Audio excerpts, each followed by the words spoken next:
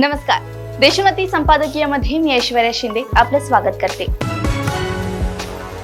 निवडणुका जाहीर होण्यापूर्वी महायुती असो अथवा महाआघाडी असो, कसे अगदी तुझ्या गळा माझ्या गळा गात होते।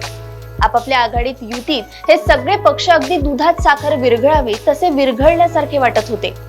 परंतु निवडणुका जाहीर झाल्या आणि सगळे वातावरणच बदलले। दोन्हीकडे प्रचंड तणातणी सुरू झाली। एकमेकांच्या अधिकार क्षेत्रात अतिक्रमण करण्याचे प्रकार वाढले। तणाव अधिक ताणल्या जाऊन तुटेपर्यंत परिस्थिती येऊ नये म्हणून दोन्हीकडच्या शीर्षस्थ नेत्यांच्या बैठकांचे सत्र सुरू झाले। एकमेकांची समजूत काढणे, एकमेकांना धाक दाखवणे, एकमेकांच्या ताकदीचे उणे-दुणे काढणे, प्रसंगी एकमेकांवर संतापणे असे सगळे प्रकार पडद्याआड सुरू होते। बाहेर सगळे जरी हसतमुखाने आमचे अगदी व्यवस्थित चालले आहे असे सांगत असले तरी परिस्थिती तशी नव्हती। नाही, जवळपास 1.5-2 महिने बैठकांचा, चर्चांचा, दिल्ली दौऱ्यांचा कार्यक्रम दोन्हीकडे सुरू होता। इतकी सगळी माथापच्ची करूनही अजून काही जागांवरील तणाव तसाच कायम राहिल्याचे दिसते। महायुतीत ठाणे आणि नाशिक तर महाआघाडीत सांगली, उत्तर पश्चिम मुंबई आणि भिवंडी सारख्या जागांवर प्रचंड तणाव निर्माण झालाय। सांगलीच्या मुद्द्यावरून महाविकास आघाडीला तडा जातो की काय अशी परिस्थिती आहे।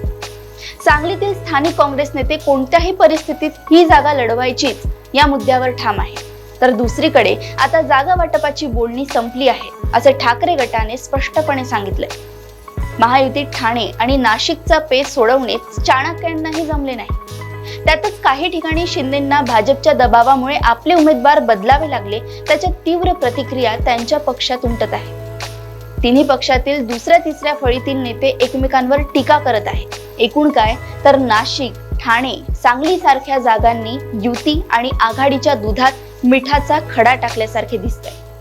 अर्थात तुटेपर्यंत नक्कीच ताणले जाणार नाही, परंतु एकमेकांबद्दल मनात तेढ असताना निवडणुकीला एक दिलाने कसे सामोरे जाता येईल त्याचा परिणाम निवडणूक निकालावर होऊ शकतो, आघाडी आणि युतीच्या भवितव्यावरही होऊ शकतो। अशाच राजकीय घडामोडी व अपडेट सोबत पुन्हा भेटूया देशोन्नती संपादकीयमध्ये। बघत रहा देशोन्नती। नमस्कार। ठळक घडामोडींसाठी देशोन्नती न्यूज चॅनलला सबस्क्राईब करा आणि बेल आयकॉन प्रेस करा।